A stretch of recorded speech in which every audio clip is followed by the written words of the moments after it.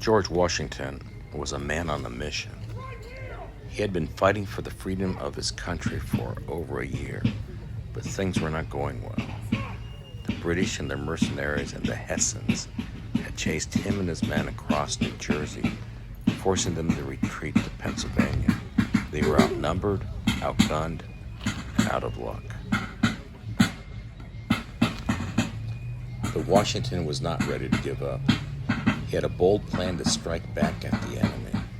He was going to cross the Delaware River and attack the Hessians at Trenton, New Jersey. He was going to catch them off guard and give them a taste of their own medicine. He divided his army into two columns, led by himself and the other by General Greene.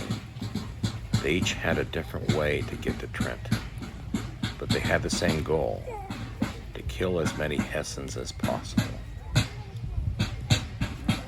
They loaded their muskets with buckshot and a ball, a deadly combination that could do quite a bit of damage. They also fixed their bayonets just in case they got up close and dirty. They crossed the river, braving the cold and ice. They reached Trenton just before sunrise and found the Hessians sleeping like babies. They had no idea what was coming. The Hessians were in for a rude awakening. The Americans opened fire, aiming low to hit them where it hurt. The Hessians fired back, but they were too late and too confused. Their shots missed the mark or hit nothing but air. The Americans moved closer, shouting like crazy. They shouted, "Liberty!" The Hessians heard them, saw their bayonets, and panicked. Some of them ran away, throwing away their weapons and uniforms. Some of them tried to resist, but they were no match for the Americans, who fought like lions.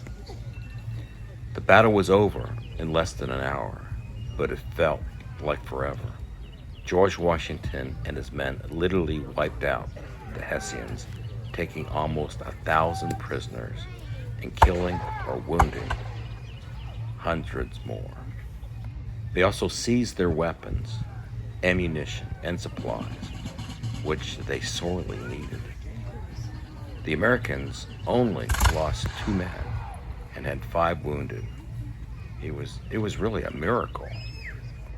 So you see that the Battle of Trenton was a turning point in the American Revolutionary War. It gave George Washington and his men a new hope and new confidence they could actually win this war. It gave the British and their king a new fear and a new respect for their enemy. They realized that these rebels were not going to quit without a fight.